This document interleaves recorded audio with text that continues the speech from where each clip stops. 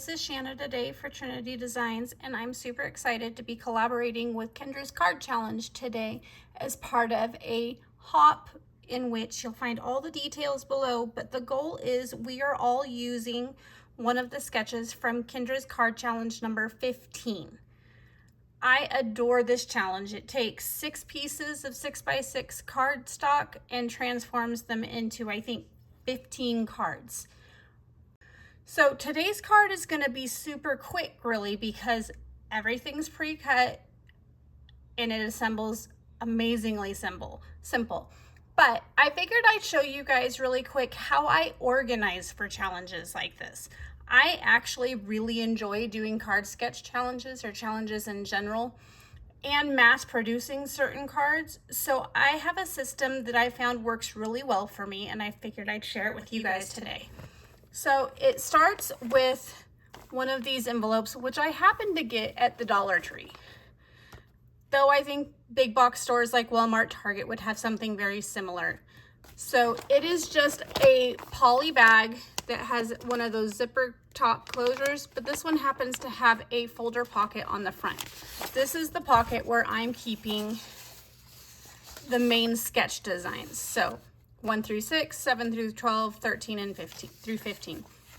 This keeps them really easy to grab and look at when I want to decide which sketch cards I want to work at if I'm not able to complete all 15 in one session, which is typical for me. I'm a mom of 3, full-time nurse. I don't always have hours to devote to a challenge, but I will cut everything out and do it over a couple days when I can. So inside,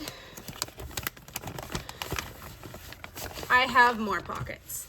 So these I found on Amazon, and I believe they're like 6x9 maybe in size, and they have a little Velcro tabs closure. But what I do is I keep the individual cuts in here. So like this is cut B, and I put a Post-it on both sides so I know from each side. But I cut this out and put it in with them so I have the measurements for reference when I'm pulling pieces out. So I have one of these for all 6 pieces of paper, and then I keep an extra one in there for scraps of paper that I've pulled from, and then card bases. So I have 15 total card bases that I cut for this project. I decided to do them all out of craft because the papers I pulled really coordinated well, but you could do a mix. There's some scraps of vellum in here, just things I think I can use with the papers I chose. If you're interested in these pockets, I can link them in the description box below. I use them for a number of things, but small projects like these are really where I think they shine because I can keep it really well organized and streamline it when I have time to craft. For my project today, I am featuring card sketch 12. And this utilizes papers D and E out of the 6 papers we cut at the beginning of the challenge. So I pull my 2 pockets that say D and E. These are actually really slim on screen because I have already pulled the pieces out of them. But I wanted to show you guys the pieces I have left over will still go to other sketch cards. But I'm using this little plaid piece and this like beachy sunglasses. It's like beach icons. Super cute. But when I do this challenge, if I'm working with these 2 papers and I have them out, I like to get as much accomplished as I can. So I actually created all 3 of these cards. 2 of them I did off screen. This is card sketch number 10. I took some creative liberties with changing the sentiment shape and enlarging my circle without a mat. I just did vellums, but the actual sketch is definitely interpreted from it. So then I also have card sketch 11. Also, you can see I did a couple different things, but mainly I just added my sentiment. For this white layer in the sketch, I actually created a cute little beach scene with some sand and some sea. Kind of fun. But today's card will be card sketch 12. So I'm gonna go ahead and move this off screen and move my stuff on screen for the project. So I'm starting out with a top folding A2 card base out of craft paper, and then these are all my pieces. I cut all of my mats and I had the pre-cut pattern pieces. So to kind of show you guys, here it'll show you, I have paper D would be 2 1/4 by 5 inches. Paper E is gonna be 2 1/4 by 3 inches. And then she gives you the measurements for the mats, guys. This is invaluable. I don't like doing math all the time. And if it's provided for me, amen. So my layer pieces, otherwise known as mats, the measurements are already pre-given. So 2 1/2 by 5 1/4. And then for the smaller one, I'm doing 2 1/2 by 3 1/4. I changed up my sentiment a little bit. This is one of those strips that come printed on the back of some of the papers. It happens to be printed off the back of my plaids. So I had it as a scratch piece of paper or a piece of cardstock and decided I would use it for my sentiment. It definitely matched my little surfer dude. This comes from the Summer Gnomes stamp set from Trinity Stamps. All 3 of my cards I'm showing you today have gnomes from that set, including some of the sentiments. But now let's go ahead and assemble.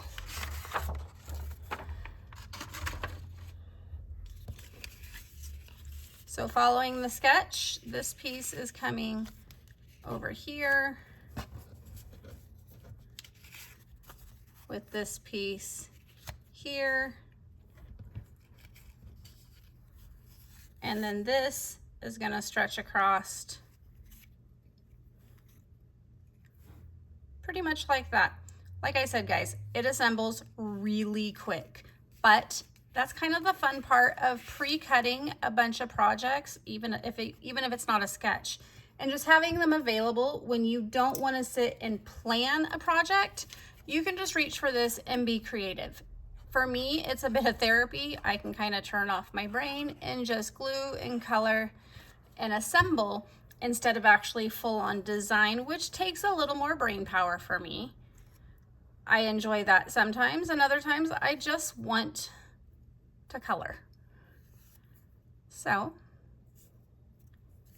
as for coloring, I did him off screen to save time, but I did color him with my Copic markers. So I find it a little easier to glue all of my pattern paper to my mats and then glue it to the card base instead of doing it one piece at a time.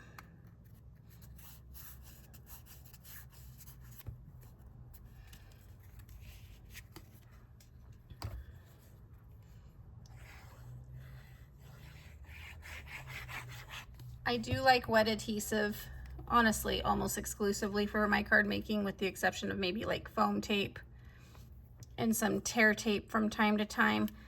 But it just lets me wiggle things around. I am indecisive and don't always like where I first set something down. So the ability to lift it off or just scooch it to where it's just right is my favorite part.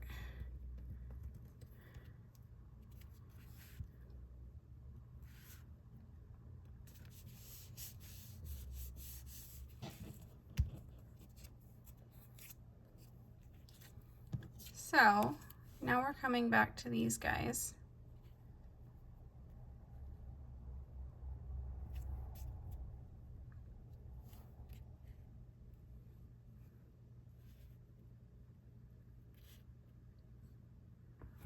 If I bring back over the sketch,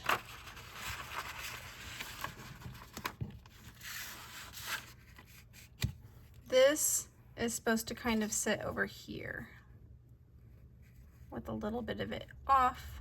I didn't do the pennant corners for this. I chose to keep it just straight, but I think I'm going to actually drop this down to give my little surfer guy a little more room to surf without being crowded at the top. So The sketch pretty much would have ended there, but since I wanted to add my cute little surfer gnome, I'm gonna drop my sentiment down a little bit to give him room.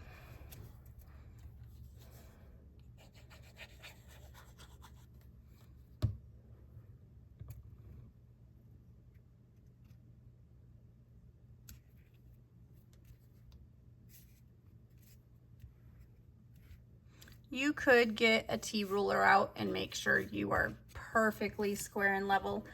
I am not that precise most of the time, unless it requires it.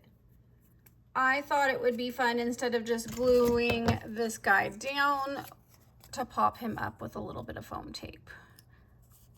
I did that on the other two cards in different spots too, and I think it really helped elevate the design just a little. No pun intended. I like dimension on my cards, but I also don't like them to be super expensive to mail if I so choose. So I'm kind of particular with how I add my dimension.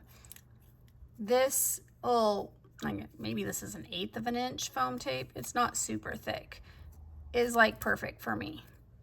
I can double it up if I'm doing a shaker card because it's a little thin for that. It doesn't give much room for the embellishments to shake around, but it does provide just a little offset and elevation when I want to pop something up on a card.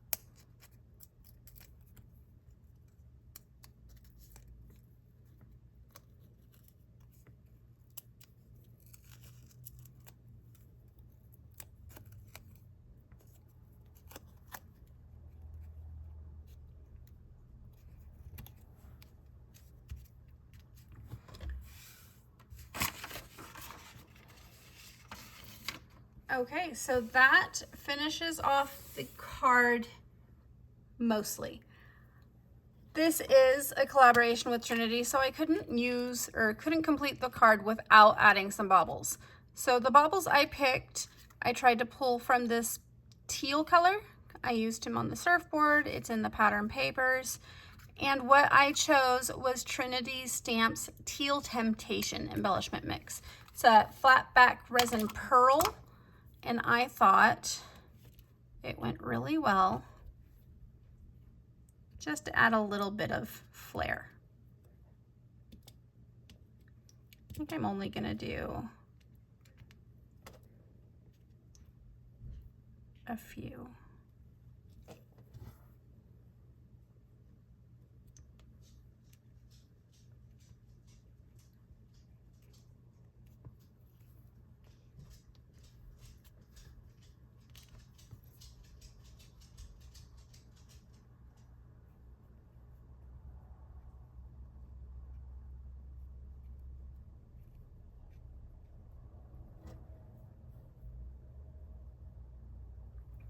About like that.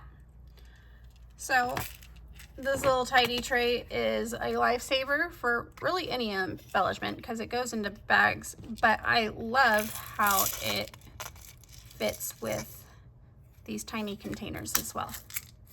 So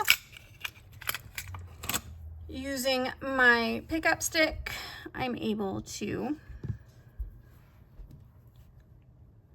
just glue them down.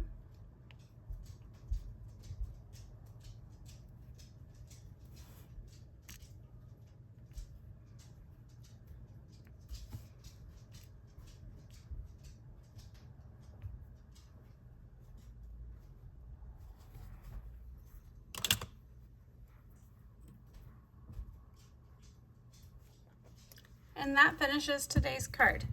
Thank you so much for joining me. Be sure to check out the description box below and click on the hashtag for the rest of the followers in this hop, or the participants in this hop, sorry.